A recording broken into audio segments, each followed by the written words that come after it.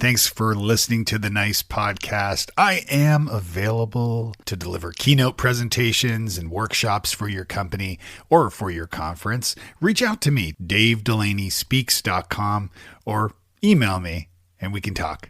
Now on with the show. Hey, it's Jason Falls of the Marketing Podcast Network. You know we're trying to bring you the greatest education opportunities out there. We've got another one for you, folks. The Creator Economy Expo, CEX 2023, is for content creators and entrepreneurs interested in building and growing their content-first businesses without relying on social platforms. This year's Creator Economy Expo features 10 amazing keynote speakers and over 30 in-depth breakout sessions. Join 500-plus bloggers, podcasters, authors, newsletter writers, speakers, coaches, and consultants, and freelancers at the learning and networking event for content creators. Don't be left out. Plan to attend this year, May 1st through the 3rd, 2023 in Cleveland, Ohio. Register now and get early bird pricing. And the Marketing Podcast Network has a special offer for you. You can get $100 off using the coupon code MPN100. That's MPN100. Head over to cex.events to register. cex.events, code MPN100.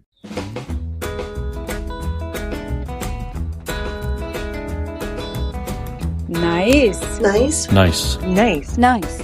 Nice. Nice. Nice with Dave Delaney.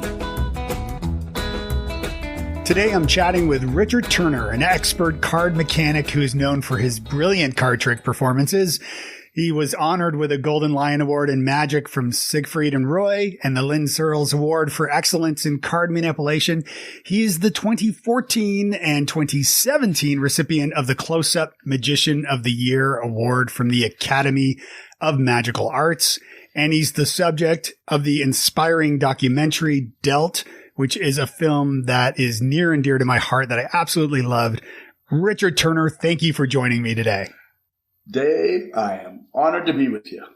So what is the nicest thing someone has done for you recently? The nicest thing that was done for me recently is my wife just helping me hook up to you and then giving me a kiss afterward. That is very nice. That is very nice. And that was very recent. Yes, yes. That's awesome. Well, I've been very excited about speaking with you. My son, Sam, who is 15, has also been extremely excited. The first time we watched Dealt together when just after it first came out in 2018. I know it came out in 2017. And so he was 11 at the time. And I will tell you, the movie, really touched me. Now I'm a magic nerd. I definitely have no skills, nothing worth mentioning. But when we watched the movie, I'm jumping ahead a little bit here, but I did want to tell you how emotional I got when Asa went off to college in the film. And that is your son, Asa, who was 18 at the time, going off to college, because it made me realize how quickly time passes. And so I wanted to maybe begin by talking about that a little bit. I know Asa was sort of your partner in crime in a lot of ways. Like he was, do you want to talk a little bit about your relationship? Oh, you bet. Yeah, he is my partner in crime and was and is. Yes.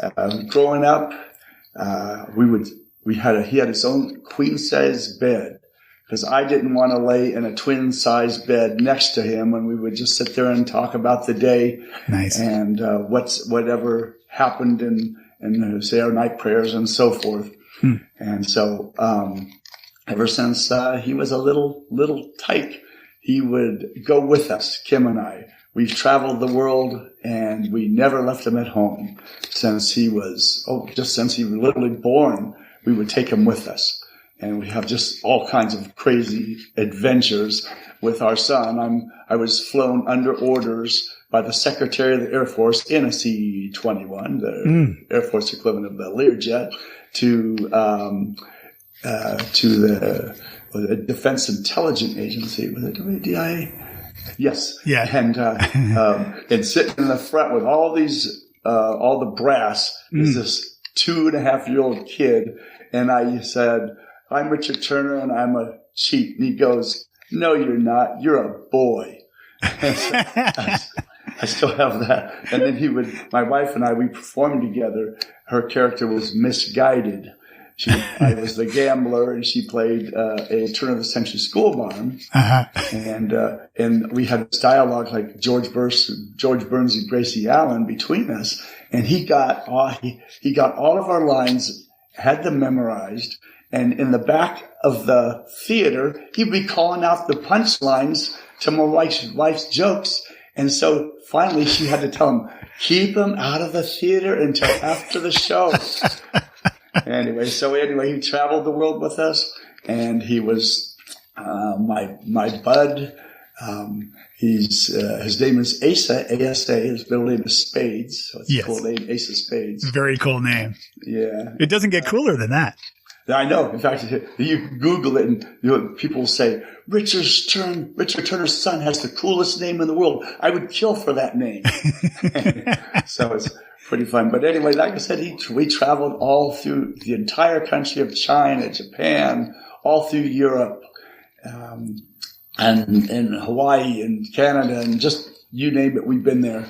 And then when he went off to college, gosh, it was like, oh my gosh, there goes my traveling partner. Our trio is now a duo. Yeah. And I remember growing up, I would lay in bed, and I would feel his head, and I could actually feel him growing. I'd go away for maybe a tour or some private event, and I swore I could feel him growing, and I kept always 10. That means I have 8 more years. And then he became 13. I have 5 more years. So I thought of it. Now it's like Delt, in the movie Delt, he's just going off to college. Right. And the movie was released the year he graduated from college. So it shows you how long it takes to make a film. Ah. And now he's 25, and he codes for a very large company, does virtual reality coding, has a very strong job with a very nice position, and a wonderful lady, Victoria. They've been together now for 9 years. Oh, great. And but the good thing is he only lives about 15 minutes away from us. So nice. You can see him. In fact, we're having him over a week from Sunday for a big event we have coming up.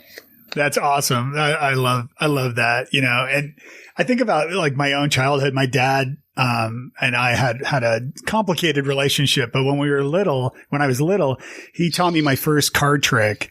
And he also used to play 99 at our cottage, this card game, this gambling game.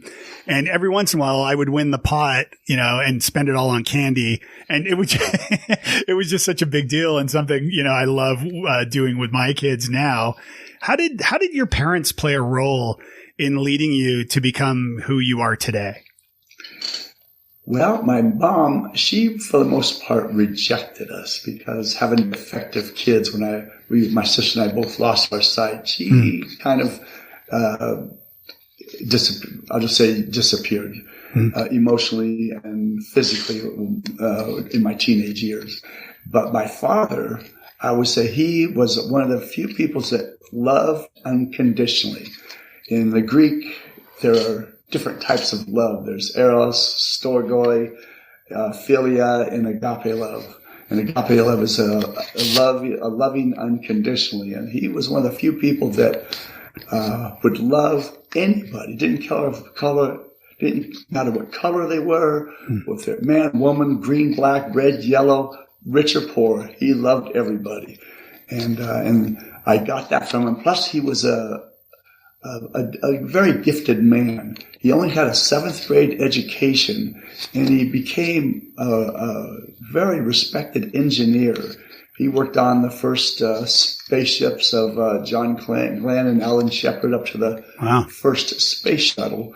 And when he would do things, he'd have someone over, and he would spend all day either making this for them or welding or putting this together or fixing or designing or creating something. And at the end of the day, they'd always want to pay him. My dad would never take a dime.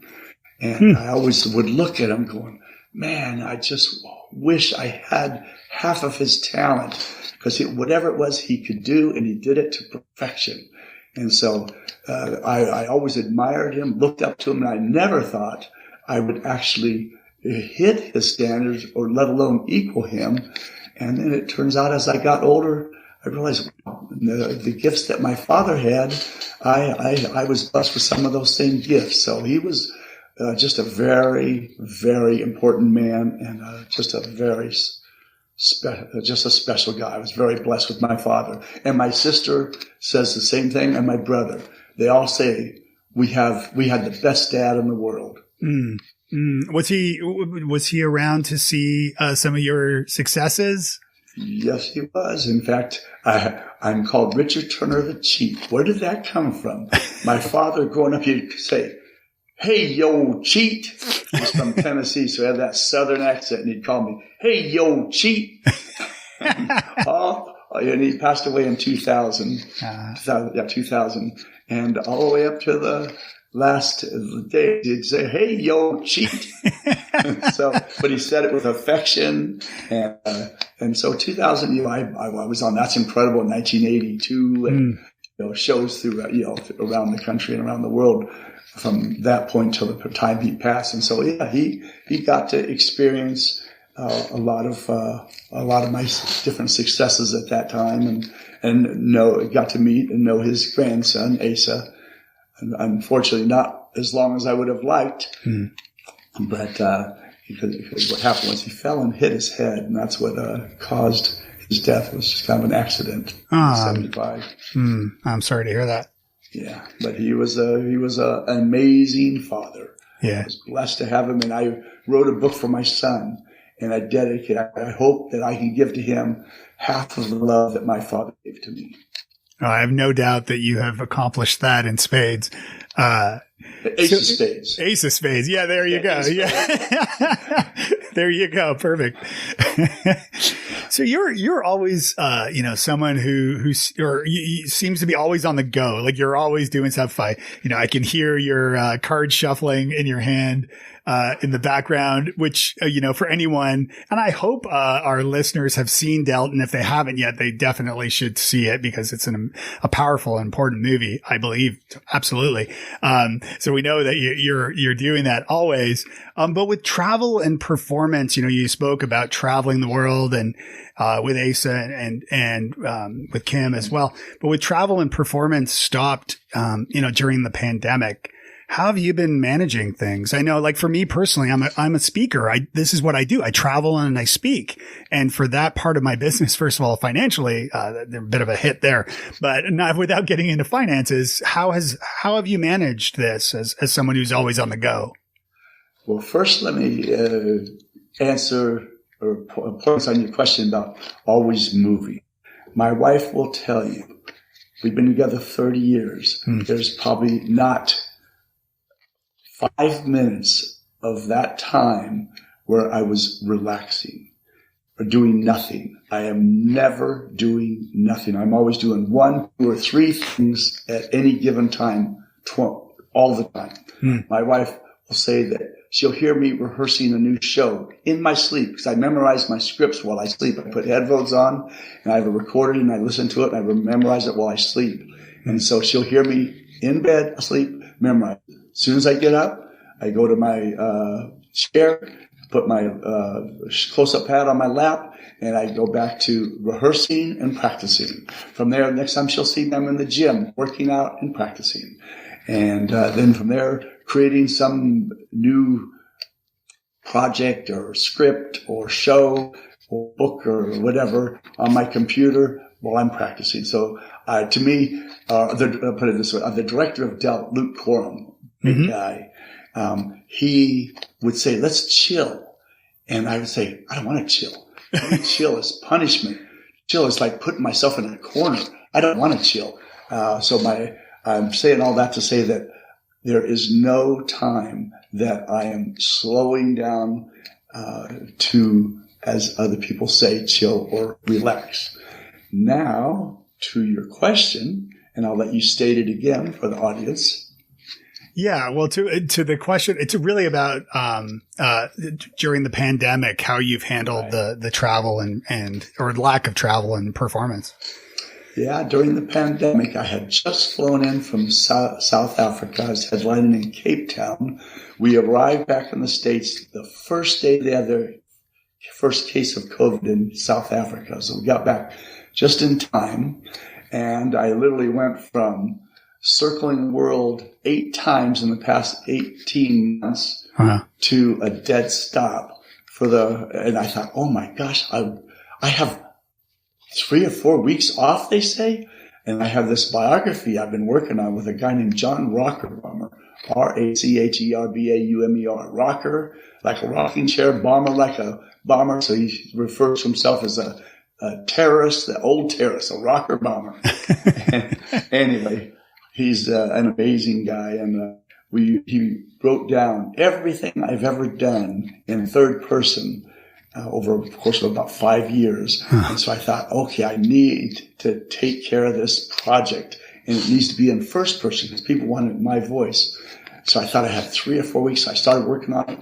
And the good thing was, instead of taking 3 or 4 weeks, this COVID thing ended up lasting a year. Yeah. And I just finished it off about a month ago. Oh, great. That was only one of the things I did during COVID.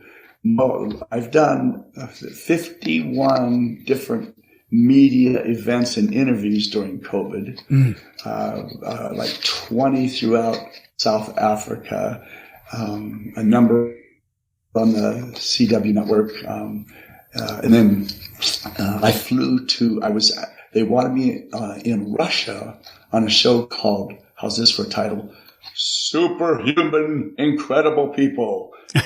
Nice. And it's a show that was a spin-off of a show that was in China originally called Brain. And it's a brain-based show.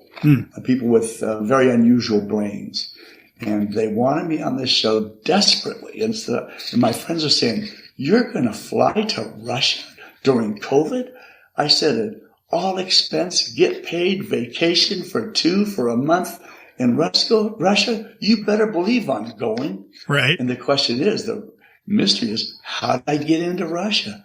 Because the borders to Russia are slammed shut. Unless you're a president or an ambassador of some status, you cannot get in. And when they first approached and told me, and I went to the Russian consulate, they said, sorry, no visa for Turner. And it was on Russia Channel 1, Russia TV 1. They were the biggest network in Russia. And so then they went to the Ministry of Internal Affairs and told the Russian consulate, we want Richard in. Here's an letter of invitation. They said, no visa. They went to the Ministry of External Affairs, farther up the ladder. No visa for Turner. Finally, they went to President Putin's deputy prime minister. And when he told them, you're going to make exception, they said, it'll be ready in 30 minutes. and so when I got to Istanbul, which was the last hop from there into Moscow, right? I got to Istanbul. They said, you realize you're not going to be able to go any further because the borders are flat, shut, tight.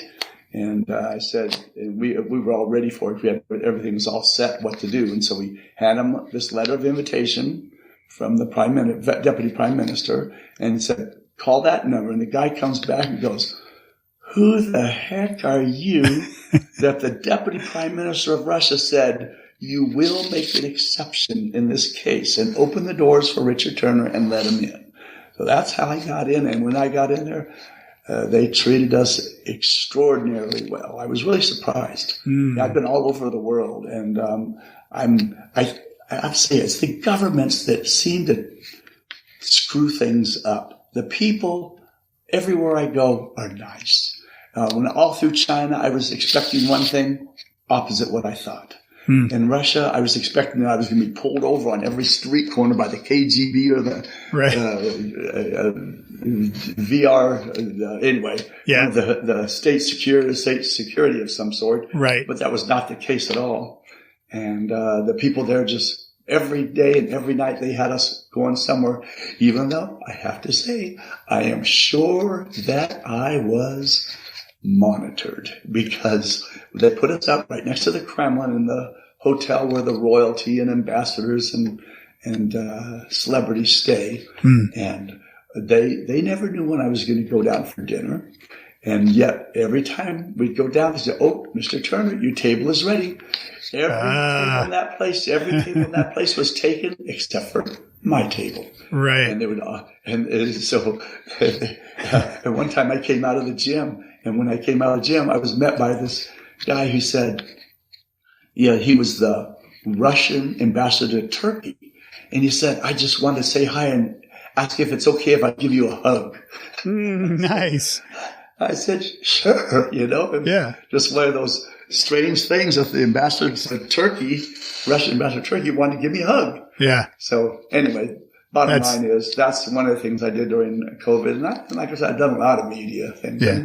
And then my wife and I, we just returned from Vail, Colorado. I was performing for a very, very wealthy, influential person at his very exquisite home in Vail. And I did that a couple weeks ago, and I did it again a month ago. And I was just in San Diego 2 weeks ago, and I'm getting ready to head off on a very interesting adventure with the guy that invented Siri. We're going on an adventure together, and he's flying in about 10 days, and we're going to take a private jet and go do some, we're calling it a Jack Reacher adventure. Wow, that sounds amazing. Yes.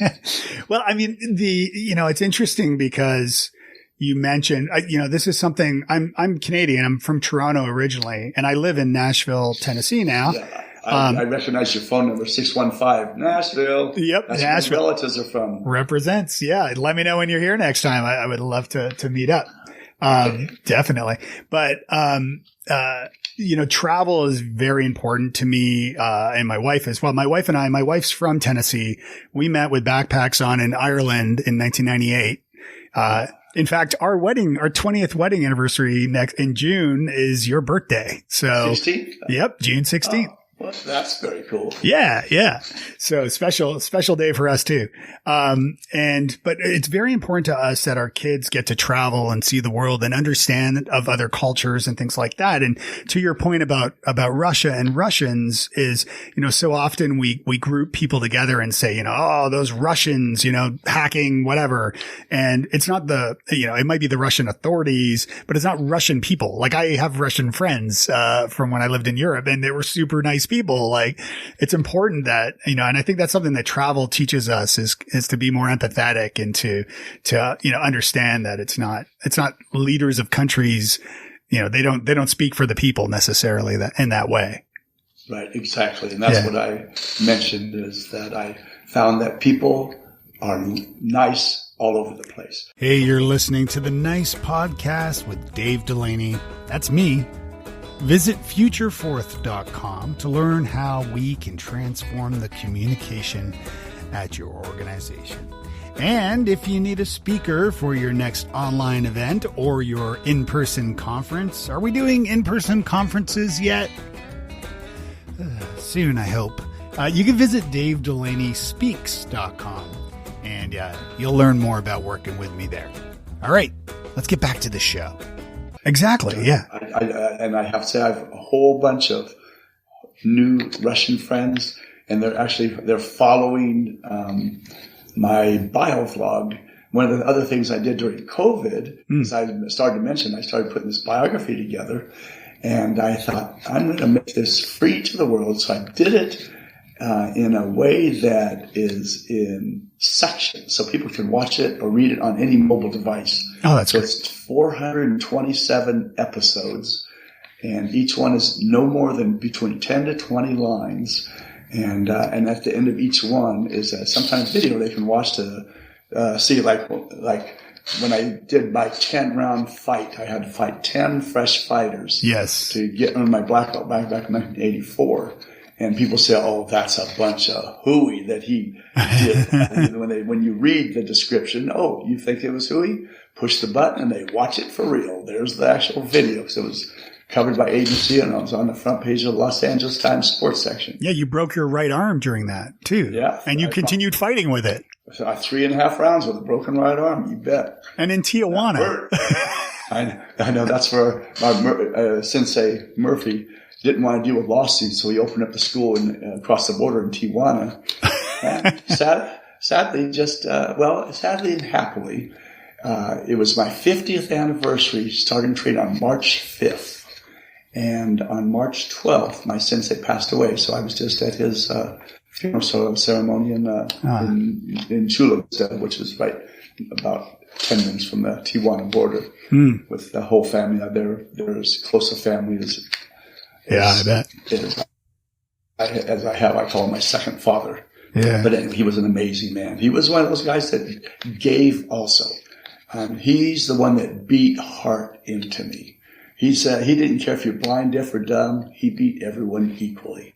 And he laid the foundation for me to believe that no matter what the situation is, you can overcome it if you will apply yourself. And so he laid that foundation that I thought I was invincible, even though I was far from invincible. When I first started in martial arts, I'd get beat up by the girls and the kids. But eventually it expanded to where I'm now a Master 6 degree. And so that he was a very important person. And like I said, laid that foundation for me to believe that anything is possible. Absolutely. Yeah. And really, I mean, you are living proof of that for sure. You talked about not chilling with Luke. You told, okay, so I have to geek out. I am a big Penn and Teller fan. I've seen them multiple times over the years and even since I was a kid. In fact, I saw, Penn and Teller famously come out of the theater and interact with the audience afterwards, and they don't leave until they've met every person who wants to meet them and have a photo taken, which I've always thought is fantastic. And actually I was 16 and I used to smoke. And I remember 17 or 18 or something when I first saw them. And I remember I was smoking outside of the theater and Penn and Teller had come out, and Penn actually slapped my wrist and said, "You shouldn't be smoking," as we were talking. And so I do, this is two questions here, but the first is, talking about smoking, actually, the way I quit smoking, by the way, a friend of mine taught me the French drop, which is a common coin sleight of hand for listeners. And I started doing this French drop move all the time when I was walking down the street. I'd have a coin or a quarter or whatever in my hand, and I would do the French drop over and over and over and over again. And that kept my hands busy so I couldn't smoke. Tied up your hands. Yeah. And it's something that, I recognized in seeing the film and your work and hearing you shuffle the cards in the background.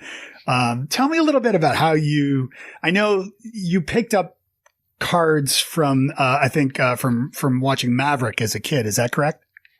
Right. Yeah. We watched old Westerns, and I loved old Westerns. And I initially started playing with cards about 7 years old with my sister, Deborah, and sometimes my other sister, Lori, but she was a little young. But we'd play for M&Ms. And I was the oldest, and I wanted all her M&Ms. And the reds were the most valuable. They were suited just the same way you'd have chips. Yeah. Red's the most valuable, the brown's the least valuable. And so I'd figure out ways to make sure I got all the M&Ms. So that was my initial start with the cards. And then I, like I said, watched the Westerns, and I would hear them describe some kind of a move on Bonanza or particularly Maverick. And so then I started practice all through high school. First day of ninth grade, I got in trouble because I'm sitting there playing cards with the guy sitting next to me, and I cheated him out of a quarter. Teacher comes in, takes my cards from me and admonishes me and sends me to the back of the class. That was my first day of ninth grade.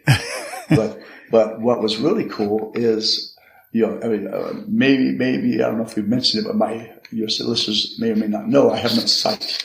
My vision started going south when I was 9 years old. My sister and I, we both contracted scarlet fever, and the same thing happened to both of us. Within 1 minute, we're both actually watching the chalkboard too, and within 1 minute, everything went to clear to a blur. And in 64 66, we were both sent out to a special school for visually impaired. But the guy that ran the school was a guy named Ed Bryan, and he had this assistant that was so wrinkled. I thought she must have been about 200 years old at that time. But she was just sweet as all get out. And Mr. Bryan would do his card magic for us, which I loved. And then I would show my card tricks that I was working on and developing. Mrs. Smith asked me, "Why do you like cards so much?" I said, "Well, it's because I don't need to see. I can feel what I'm doing." And she found this book called Expert at the Card Table, classic. And she recorded parts of it on a giant 7-inch reel-to-reel tape recorder and said, "You can take it home and use it to practice from." So I'd put these giant rock-hard headphones on and listen to it while I was at nighttime. And that was the start of learning some, different stacks, beginning of trying to deal off the bottom, second deal, and so forth. Mm-hmm. So it was a kindness that she did, or a niceness in particular, and it really set the destiny of my life. Absolutely. And you took something that, others might allow them to hold them back, and you made it your superpower. And even the way you described your vision, and I've read and heard you talk about a kaleidoscope of colors, and burgundy is your favorite. How can others take something that might be holding them back, or seemingly holding them back, and flip it on its head, like someone on the other end of your martial arts? It depends on their makeup. And I would figure out, depending on what their circumstances, what it is that they're passionate about, that they love, that they cannot not do. They have to do. They want to do. You can't stop them from doing it. Yeah. I had a friend that he was in a car accident, and he was paralyzed from the waist down. He became one of those star wheelchair basketball players, toured the world. And but he found something he loved. And on the same token, he also found cards, and he was also a card hustler in the same way I was, and that's why we became friends and how we became friends. Nice. Many moons ago.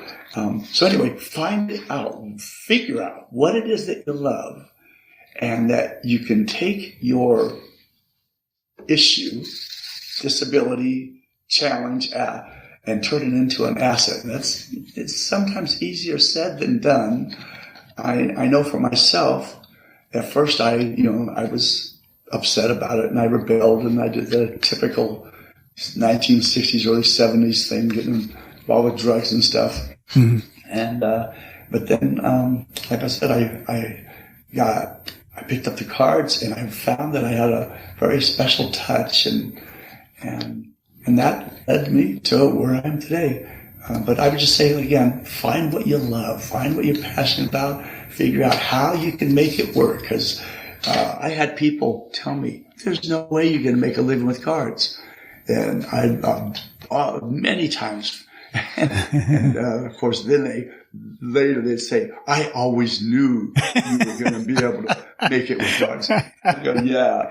A few years ago, you said just the opposite, and you think I don't remember that?" But, yeah, you showed them for sure. I'm curious, actually, have you ever done personality assessments like DISC or Enneagram or StrengthsFinder, any of those personality assessment tools? You mean on myself, for myself? On yourself, yeah. Yeah, I have, like the Taylor Johnson, and I can't remember what they are now. Yeah, and of course I've been analyzed and interviewed by neuroscientists from Moscow to Harvard. Yeah, because my brain is non-typical, and in the words of the people in Russia, they said, "You're one of a kind." Well, what's that like, being one of a kind? I'd tell them, "Well, that means I'm a certified oddball." And what's unusual is that I have a condition called Charles-Bonnet syndrome. It was documented in 1760, and in my case, what that means is I see my subconscious in external space. In other words, I don't see in front of me, like a typical blind person, nothing or blackness. I see, as you described, a kaleidoscope of beautiful, vivid colors, reds, blues, yellows, greens, every color in the rainbow. And the thing is, they are layered in 2-dimensional, but they're 2-dimensional images, but they're layered 3-dimensionally. And I can take any subconscious image that I'm looking at externally and zoom it in, turn it around, analyze it, or I can use it like living in virtual reality. I can design houses. I've designed my own houses, patio decks, create and play high level board games and puzzle games and solve problems. One of the things people see me doing all the time, they think I'm weird, is I write in the air. That's how I take notes. I want to remember a phone number. I just write the number down in the air. And it will sit there in front of me, just like you'd see it on a computer screen. And I have what's called an eidetic memory, is a photographic memory. And I'll take a picture of that image, and I'll never forget it. I file it away.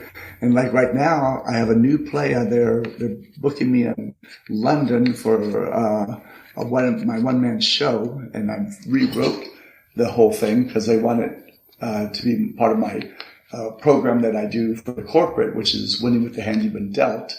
And DELT is an acronym. D stands for dreams. Our dreams fuel the fire in our belly. E, excellence. What opens doors is becoming an expert at achieving a state of excellence. A, analysis. Socrates famously said, an unexamined life is not worth living. L is loyalty. We have to be loyal to our company, colleagues, customers, and values such as honesty and integrity. And T is tenacity, my favorite word. Yes. Tenacity breaks down the barriers that stand between us and our dream. So I took 3 of my different programs and I rolled them all into this one play. And I just literally, before you got here, I was putting in all the technical descriptions, which camera to be zoomed in at what point. Because throughout my program, which is kind of my life story woven in with these points, and then interlaced with that is my card work. And so anyway, that's one of the things that I'm doing, and I have 30 pages of text to memorize. Oh, wow. and I, like I said, I memorize while I sleep. I work on it during the day, record it on this thing called a stream. And then I put my headphones on and I listen to it while I sleep. And that's how I memorize it. And then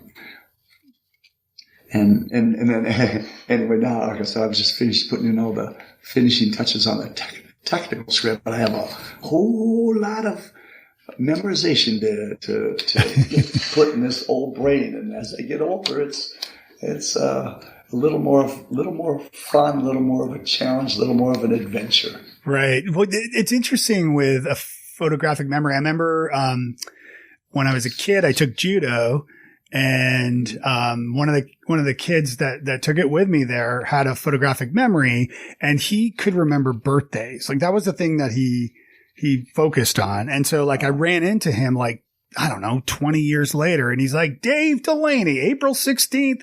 And he had my birthday and he had my brother's birthday. I hadn't seen the guy in like 20 years. I've heard with photographic memories that there's, it doesn't mean that you can remember everything 100%, but are there areas that you focus on? And excuse me for my ignorance here. Are there specific things that you are focused on remembering, or can you shift the way, and focus on one topic or something so that you can get better at remembering that? Does that make sense?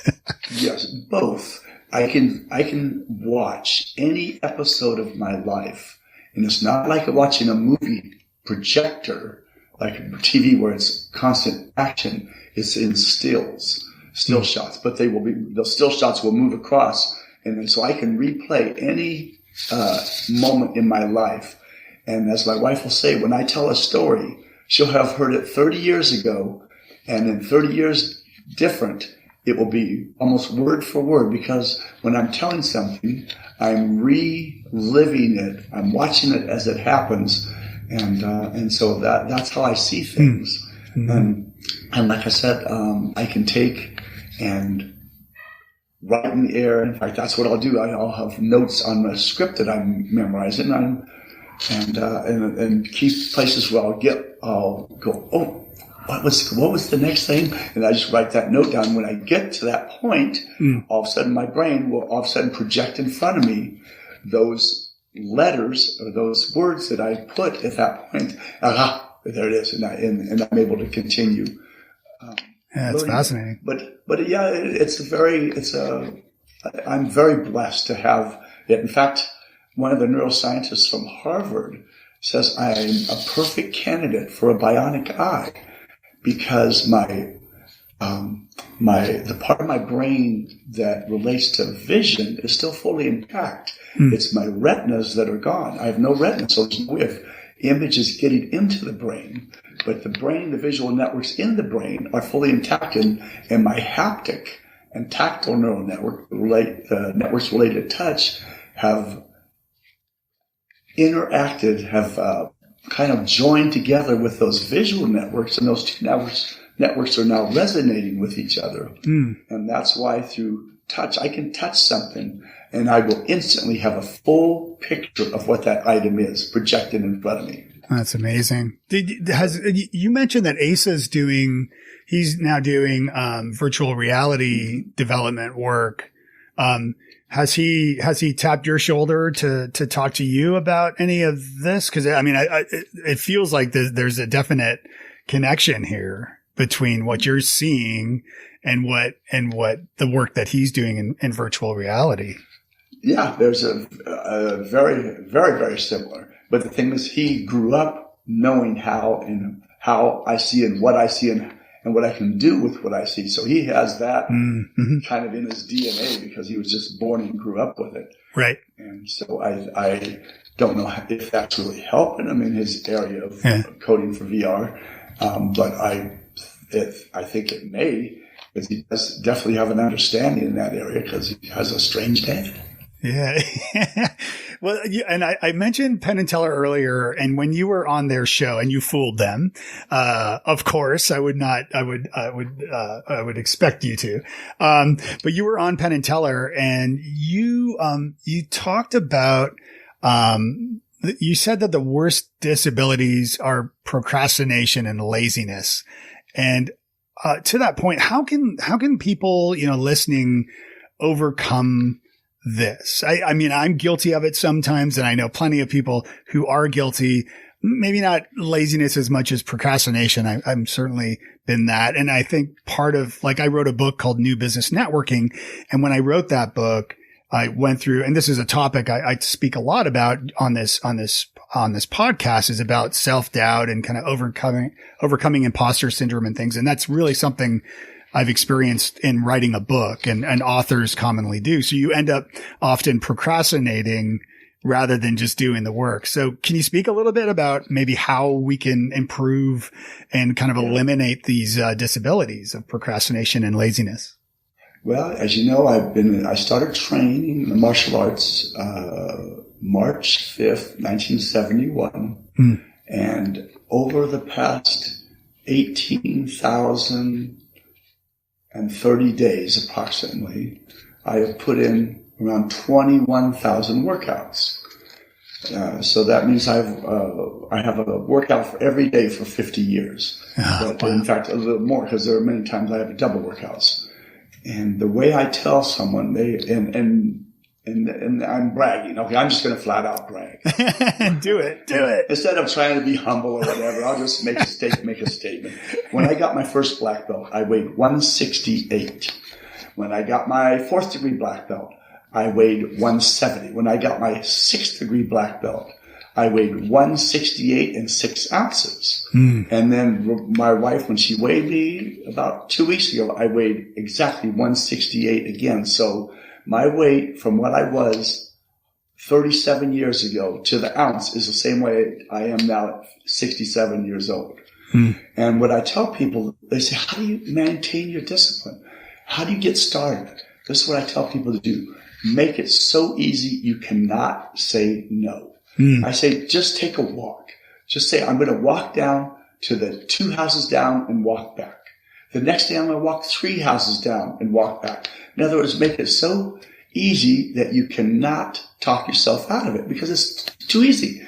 But the thing is, discipline breeds discipline. The more you do something, the more you can do of it. And eventually the better you'll do it.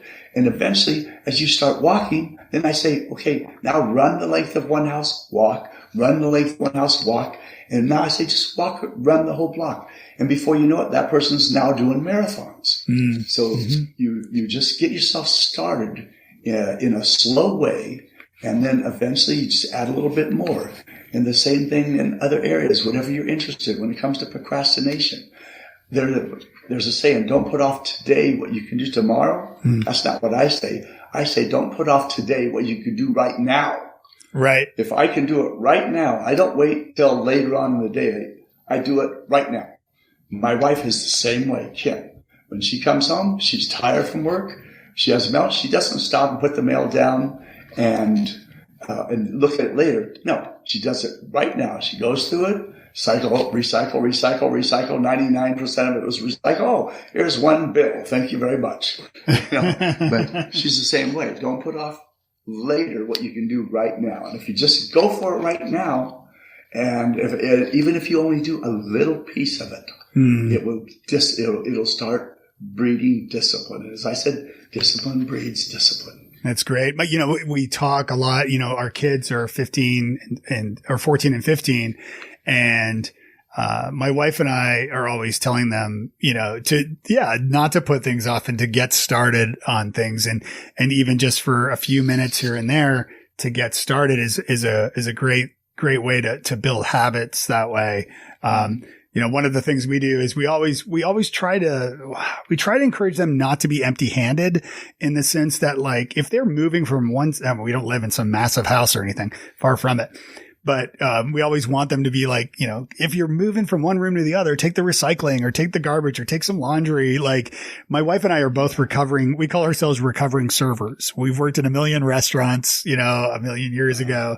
And so we learned that, like, if you're going back to the kitchen, bring something back to the kitchen. If you're always, don't be empty handed. So that's a good thing to do. And I do the exact same thing. I love it. I'm going downstairs from my office to something. I realize we have a showdown coming up. I will take my board. You're exactly right.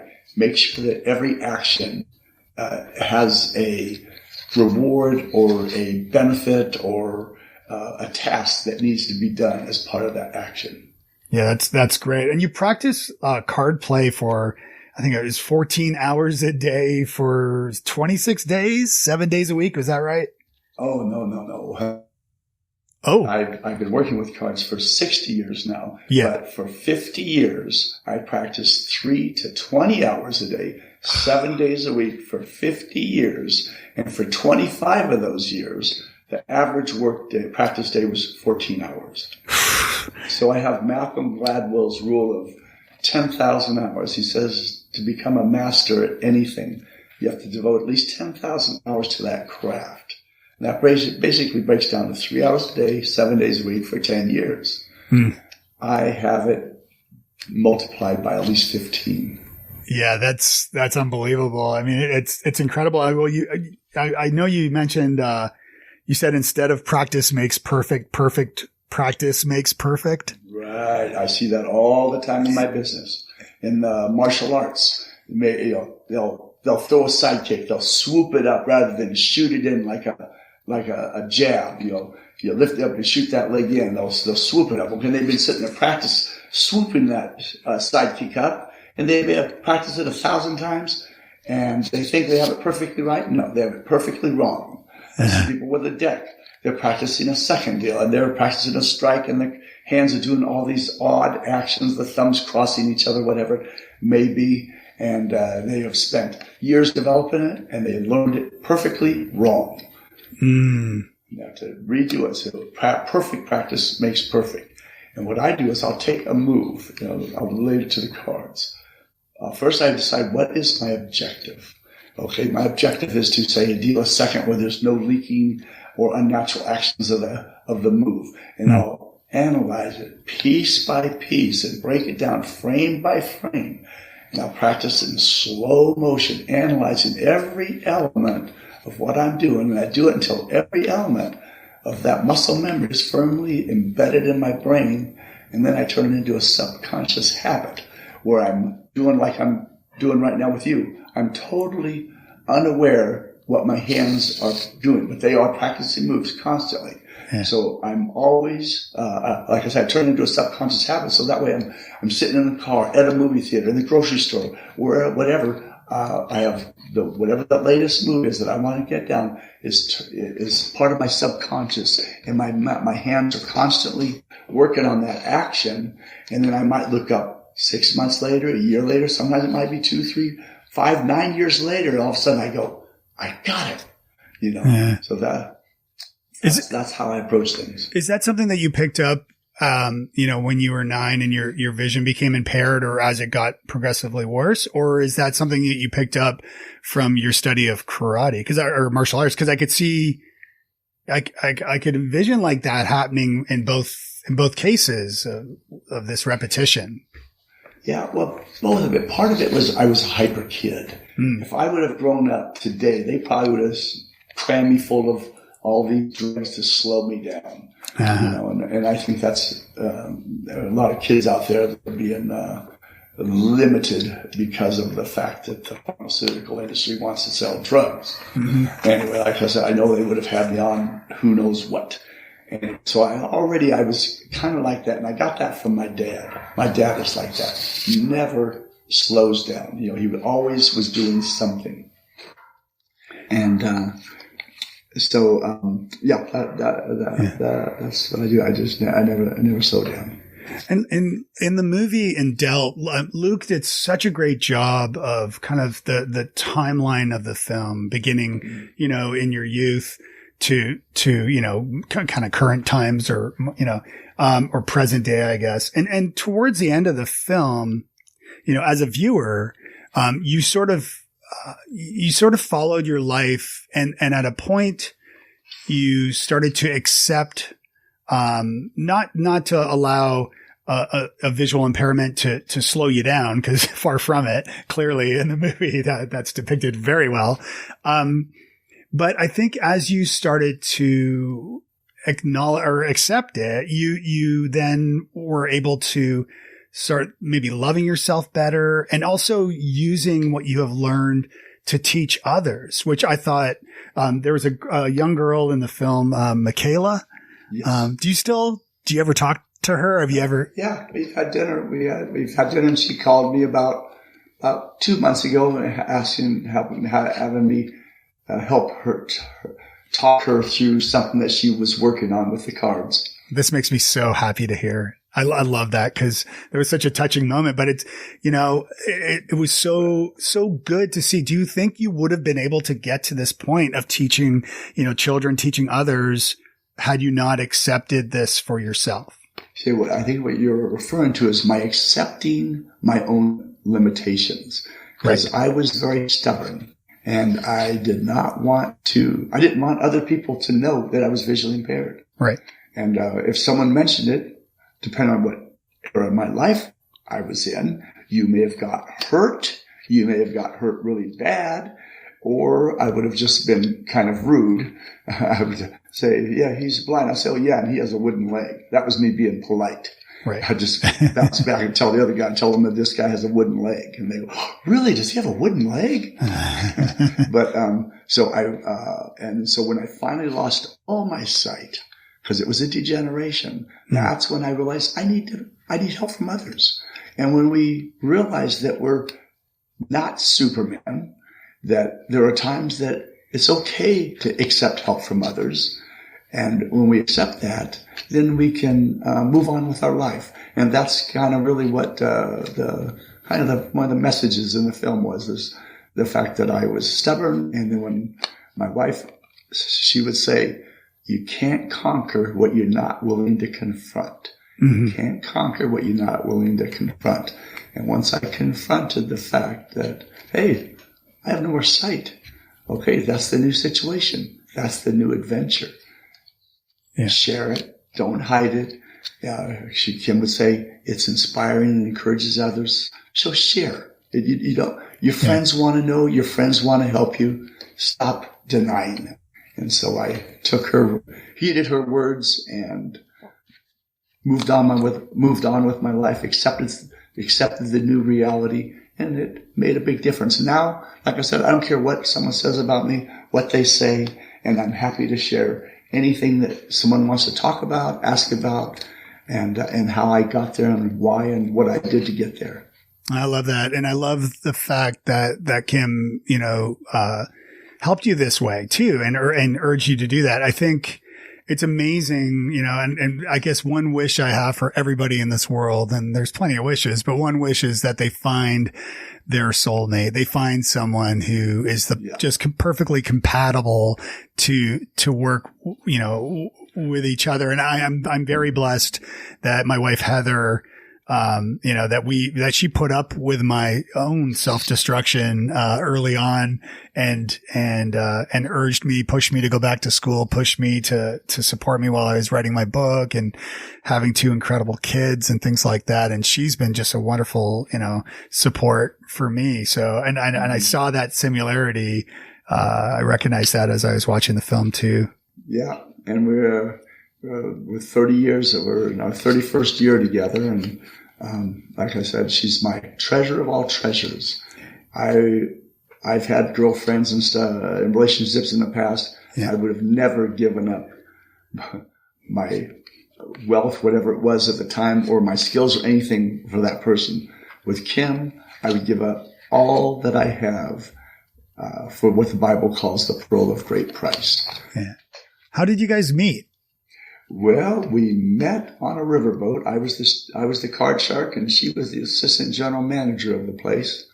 And one day we were talking, and I mentioned that I was out with a friend hunting rattlesnakes that weekend.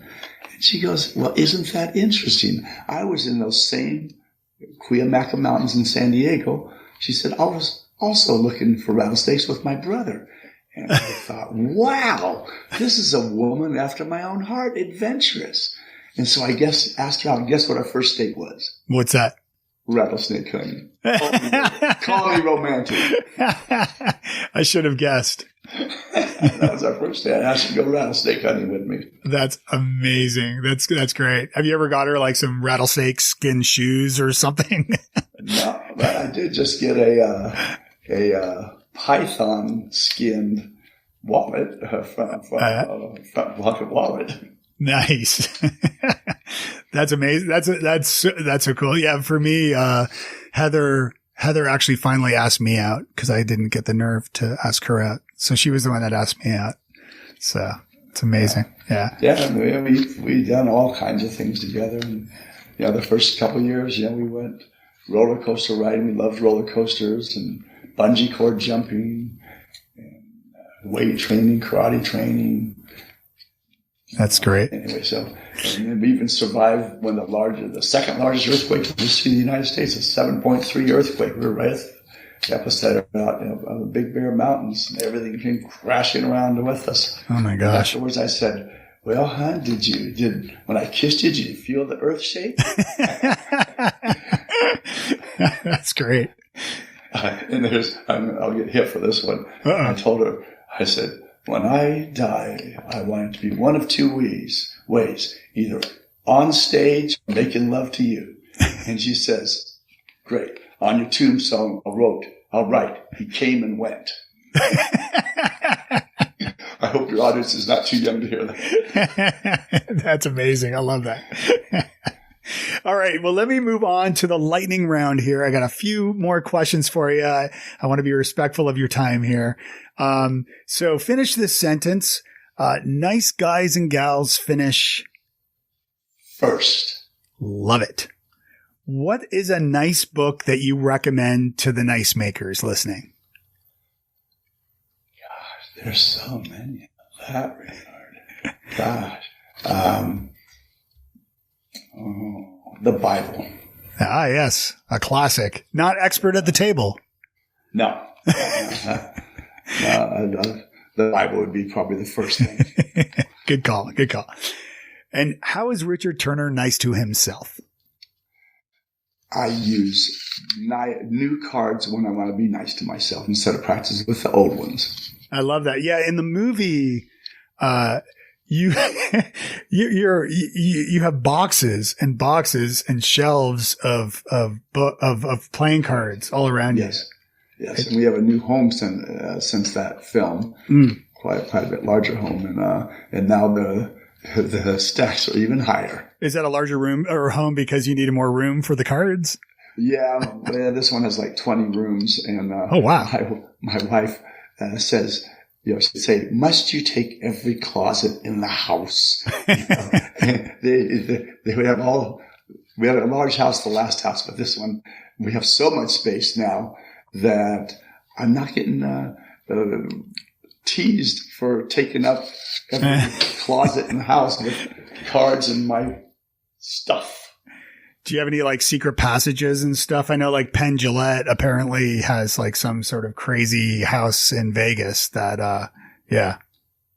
Not really, other than, the attics in this house are as big as rooms and they're fully finished out. So if you wanted to go up there, you could go up there, but I don't know why you would want to.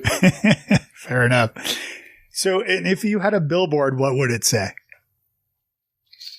Don't let anyone tell you it's impossible.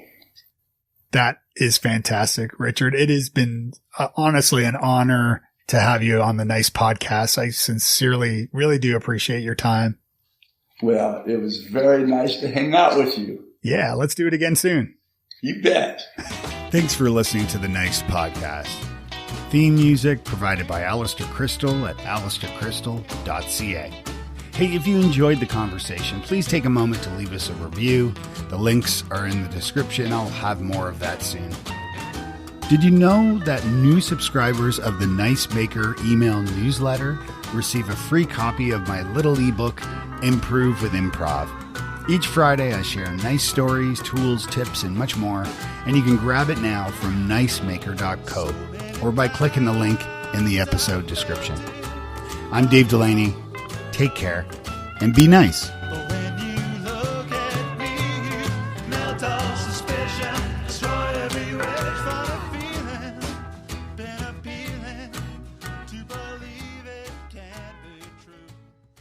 You may know you are listening to this show along the Marketing Podcast Network, but did you know there are other great shows on MPN to help your business? Izzy House hosts a great podcast called the Space Marketing Podcast. Izzy, tell us what these fine folks will get out of listening. Space Marketing Podcast is where we explore marketing principles, strategies, and tactics through the lens of space. I talk space with some very interesting industry professionals about their challenges and successes with marketing in the new commercial space economy. This show is for business leadership, entrepreneurs, and the space curious. Wow. And where in the universe can people subscribe? All of the major channels, and you can also find it on MPN and spacemarketingpodcast.com. You heard her. Go subscribe.